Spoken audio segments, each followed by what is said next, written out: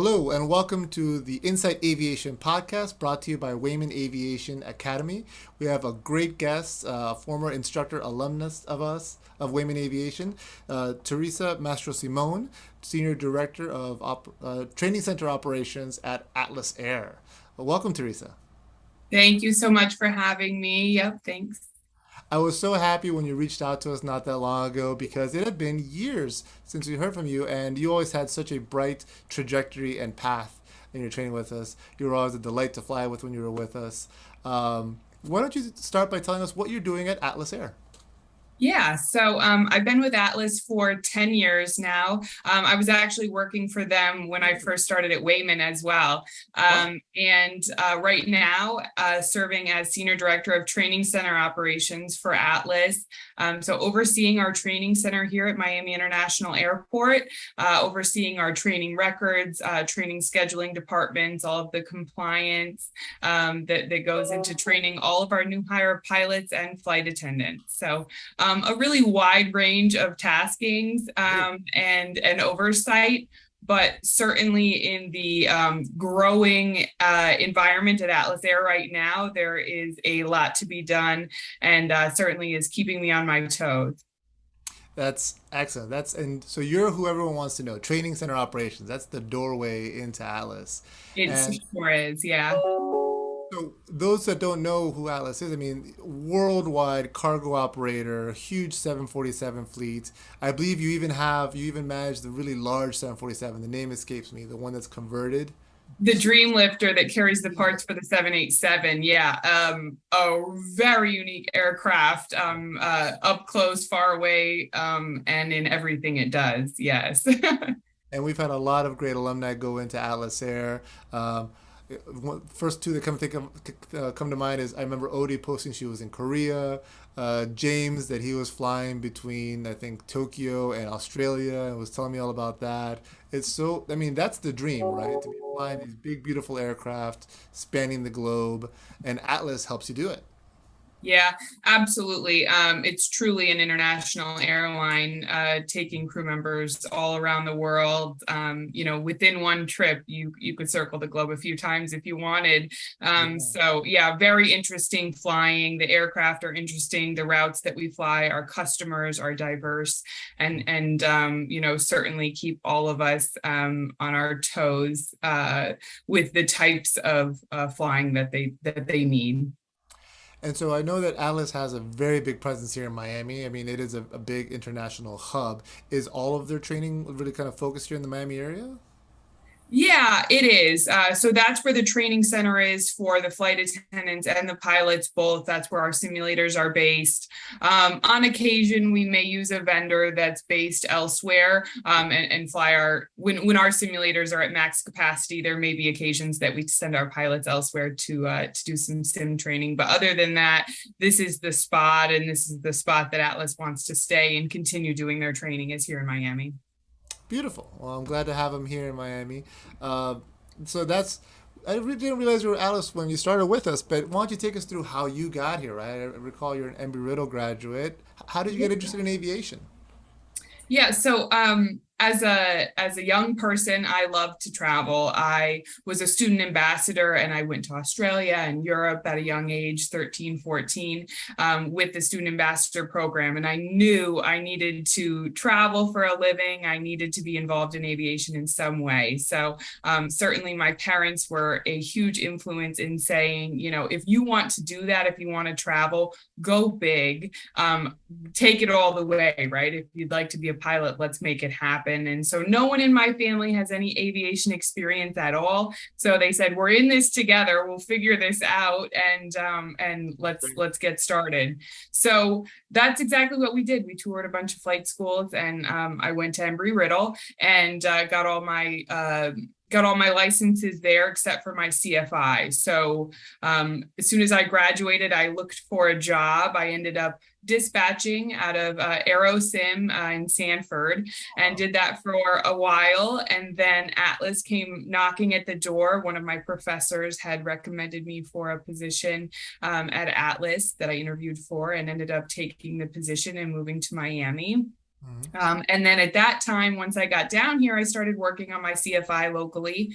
And once I received that, I was already at Atlas, and I knew, let me try to start instructing so I can start building my hours while I'm doing this. And that's when I came to Wayman, and instructed there for a while. And before work, after work, wherever we could squeeze in the sessions or ground schools, and that was like the top. That was so much fun, balancing all of that, the instructing and working at Atlas. And I did that up until I received a promotion, but that took me to New York, Atlas's headquarters in New Yes, I York. recall. Yeah. Yep. And so that's when I, said goodbye to Wayman and packed my bags, moved to New York, and I worked in the chief pilot's office up there, manager and then director of flight crew operations. So I did that for several years up here in New York until just recently Atlas said, "Hey, we need a little help in the training center. Are you interested?"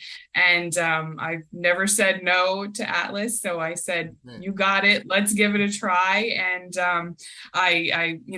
although I still live in New Jersey, I made my way to Miami again, Really? to start overseeing the training center. So That's interesting. So I like what you said there about never saying no, especially when you're young and like making your headway through a company.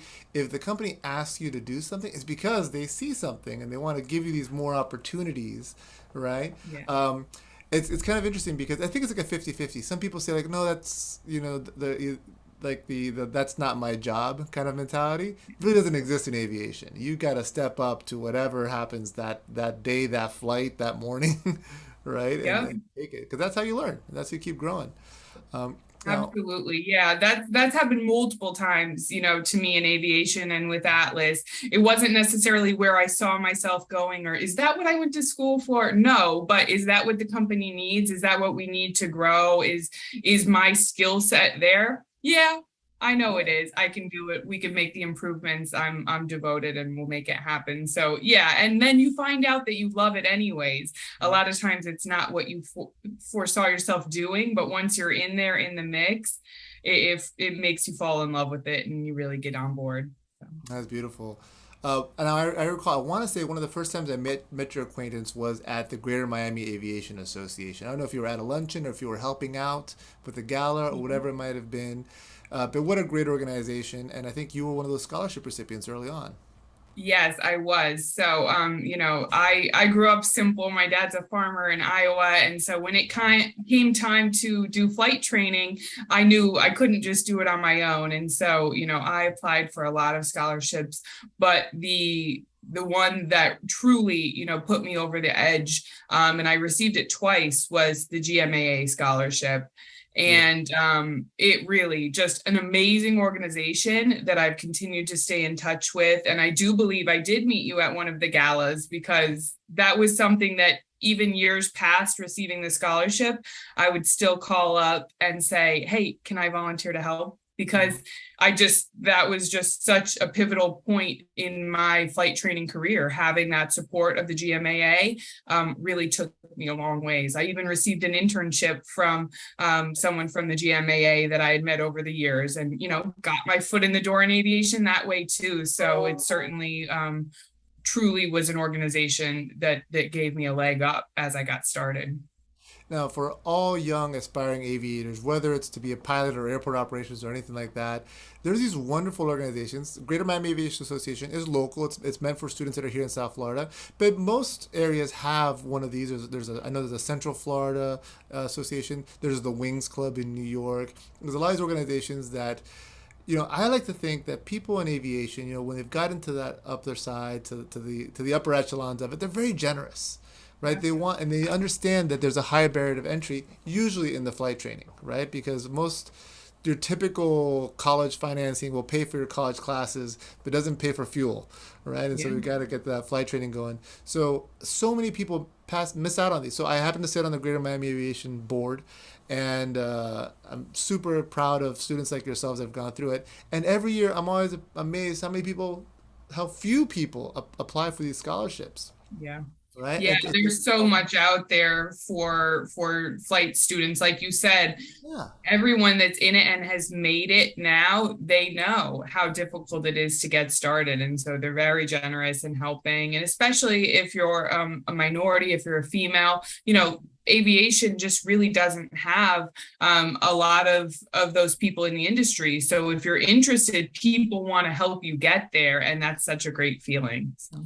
Big push for diversity. We're very happy to have a kind of high number of young women and ladies here that are teaching and students at our flight school. You're one of those that, I think I would allot to Rosa. Rosa, director of, now she's the director of registrar, and she was always big on hiring and pushing, and who are often our best pilots, honestly. But are you involved at all with the 99s or Women in Aviation? I've always been a part of them. More recently, I haven't been as active, but I received scholarships from them as well when I was coming up, and they're just what an inspiration all of those women are, historically, and now they're just doing so many great things for young female aviators and males. If you Yeah. go to Women in Honestly. Aviation conferences, it's open to everybody. It's really an inclusive group. So. Now, this is an interesting one because yes, there's the scholarship part of it, the dollars and cents that are going to help you pay for your flight training.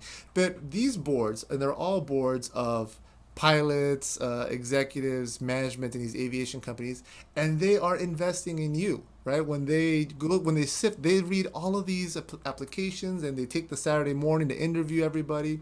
And when they find a Teresa, they're as a group making an investment in you, right? And Yeah. so they become mentors. It's easy to call back, a year later, years later, and say, ask for that internship, like connect with them. It opens all sorts of doors that aren't just a checkbook, right? It's really interesting. Yeah. Yeah, no doubt about it. I know, Kristen Jern, who I interned with, Of course.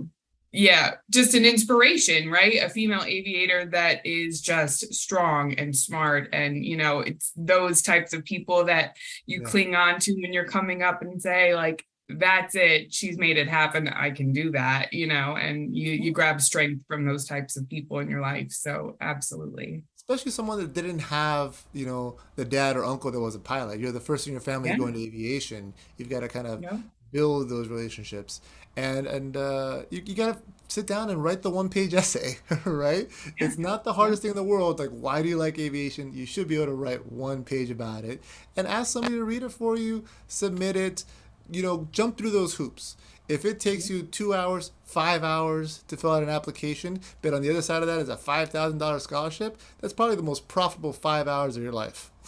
Absolutely. It's the highest paying part-time job you'll ever have. Absolutely. That's a great way to put Yeah. it. That's great. Well, Yeah. let's come back to the present, right? Yeah. You're director of flight training operations at Atlas Air. There is a huge pilot crisis, a shortage of pilots worldwide. What are you doing? How are we filling this gap? I mean, we're trying to put as many students as possible through the school, right? How are you pulling them in? Yeah, so obviously industry wide, it's a challenge for every airline. It doesn't matter, if you're a major or not, every airline is struggling to fill seats. And certainly you have to get creative in order to try to bring those pilots in the door. So one way, just, tagging off what we were just talking about, is creating these pathway programs for up and coming students to learn about the airline, provide them scholarships, right? So get people that are beginning their careers, whether in flight training or with a regional or a 135, and build these relationships so that there can be flow throughs through to the larger airlines. So that's certainly one way that we are working to get our name out there for young pilots coming up, and also create these relationships with other airlines. So that's definitely one area that we're really putting a lot into. And then another way that we're trying to do it is just thinking outside the box with people that, in other countries that maybe previously couldn't come and fly here. And so we're really hiring a lot of Australians on E3 visas right now. We're really just getting creative with the types of pilots and locations that we're hiring from. So we're bringing them in still. We've got some of the largest classes I think that Atlas has ever had, which is certainly challenging from a training perspective, right? Because you go from, just normalize what we're used to these largest ever classes. So simulators and instructors are, maxed out, and we're working really hard to make sure that we have the resources in place to keep these classes, moving, keep the training footprints short, and get them out on the line. But in the meantime, the recruiting is still nonstop, and we're still trying to bring everybody in the door that we can to, not only just sustain, but to grow the airline. So it's certainly challenging, and a lot of creative minds in the operations and in HR and other departments that are just thinking of ways that we can support and bring people into the operation. So. That's really exciting. More or less, do you know how many pilots are that Alice employs? It must be Yeah, massive. about 2,600 right now. Yeah. 2,600. That's a lot of pilots. My gosh. Yeah. And Yeah. the more I think about it, Alice is, I think, uniquely positioned because they are a worldwide airline. Yeah. They're not an American Airlines. It's in the name American Airlines, right? Atlas is by definition kind of a worldwide, and you've got, I think, a Seoul, a Korean base, right? You've got bases all over the We don't world. actually have a base there, but No? certainly we do outbasing, and sometimes that finds us in other locations. Most of our bases right now are US based, but we do have a gateway program. So that means that although you don't need to live in your base like a traditional airline, right? And we don't ask you to commute to get to your base. We buy you your ticket to your base from your home. So Interesting. there's some perks for, those folks that aren't ready to live in Newark or, Atlanta or wherever they may be assigned a base. And Atlas really allows for that. They allow you to live just about anywhere and be taken care of and help you get there. So Nice. certainly when it comes to a really long trip, that helps when you're not doing, your own commuting on the other ends. We're helping you with that. Sure. And is it the typical ATP minimums, 1,500 hours, for someone to apply? Um, yes and no. That's something that we're working on right now. We've got a couple different ways in, right? So we do have pathway programs where we help people who are right there on the cusp get over the edge and get their ATP. So we are working on some alternatives to that right now, because we really see some of those benefits, and we also see that we have some crew members who are international that maybe don't even have their ATP, but they're eligible for it. Sure. And so how can we help you get it and get you in the door? So yeah, we're being creative with how we can get people in. So there's some changes coming in that area for Atlas in order to really be able to bring in new talent. Yeah, that's the big one right now. And of course, the question that I get all the time is that first job, right? So a typical student graduates from our school or any school at right around 200, 250 hours. And they're looking at those 1,000 hours. Like, oh my gosh, you got to do those 1,000 hours. So the Yeah. tried and true method is a flight instructor for us. Anyone who's got the patience and the ability. It's not for everyone, right? Yeah. Being a flight instructor is a great way to put on that time and to learn your craft at a better level.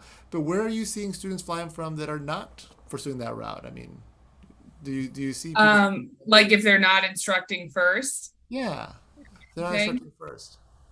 I mean, 135s, right? That's an option to come in with some lower hours and get your foot in the door. So we certainly see that as another option for folks as well. And military, we have a lot of military crew members that find a nice home at Atlas, right? Because we actually do military flying. So there's some nostalgia there and some pride.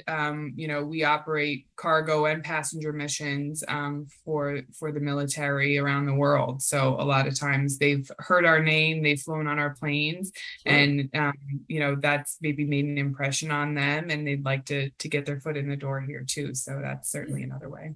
I imagine it's probably a pretty reasonable transition to come over from like a C5, a Galaxy or something like that, into a 747. You're kind of in that same size and style of aircraft, right?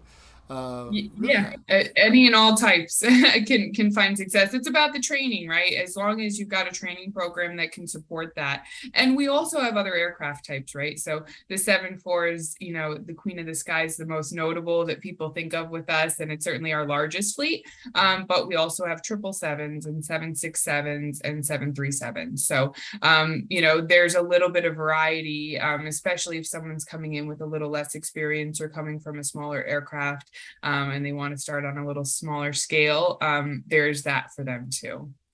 Excellent.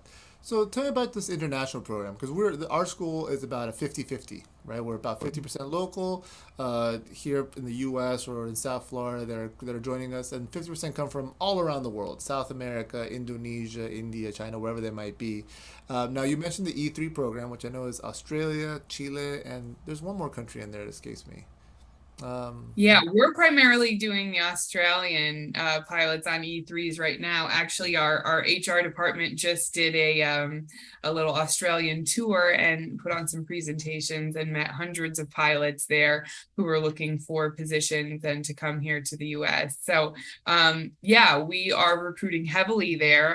A lot of very experienced pilots coming from that area that are just in, a different hiring status there. It's just things are a little bit different in aviation in that area right now. So they're eager to come here and learn about Atlas. And they've probably heard about us. One of our customers is Qantas. So we do have our feet on the ground there in Australia. So a lot of those pilots have heard of us, have seen our aircraft in their area. So that certainly helped us with recruiting efforts as well. So yeah, we're bringing in hundreds of those Australian E3 pilots right now. And like I said, they're very experienced. They've done this. They know what they're getting into, and they're doing well in the program. So that's most important. Yeah, that makes a lot of sense because you do a lot of flying in that part of the world, a lot of crossing the Pacific, right? Yeah. So that makes a lot of sense. But I'm sure Qantas is not too happy with you, right? I don't know. I haven't asked.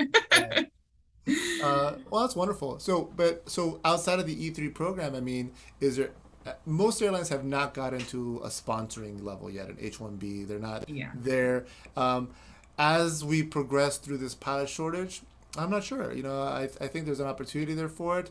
I mean, just the fact that the E3 and then there's a new one, the EB3, I think, has opened up Yes, I where think you're correct. Yeah. for qualified pilots to come in as if you were, a physicist or something like that. Pilots are very highly trained, very rare professionals, and so I'm really glad they have opened it up because I get questions all the time. A lot of my contacts are in South America, and we have a lot of captains that are saying, maybe it's that time to make the move. Um, I don't think it's exclusively focused on Australian E3s, right? But do you No. have people jumping through other hoops?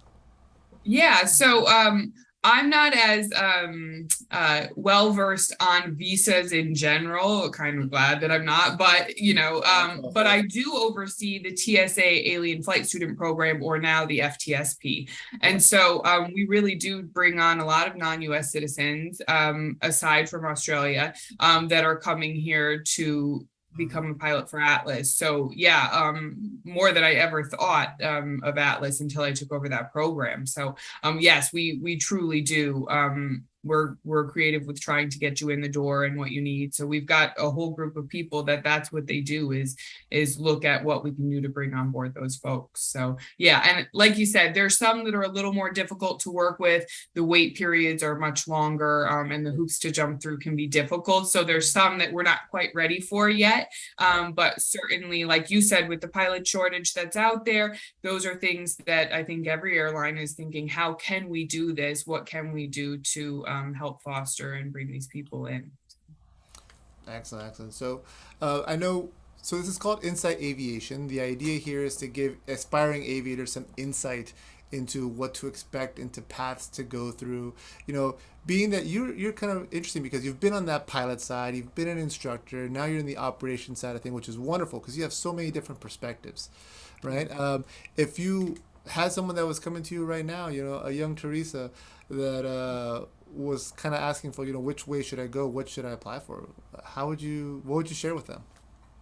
Yeah, it's a great question because even myself, you go back and forth, what's the right time to do one or the other? And aviation really is so cyclical that there's times that you're glad your feet are planted on the ground and that you're doing something like this. And there's times that you say, man, I wish I was up there today.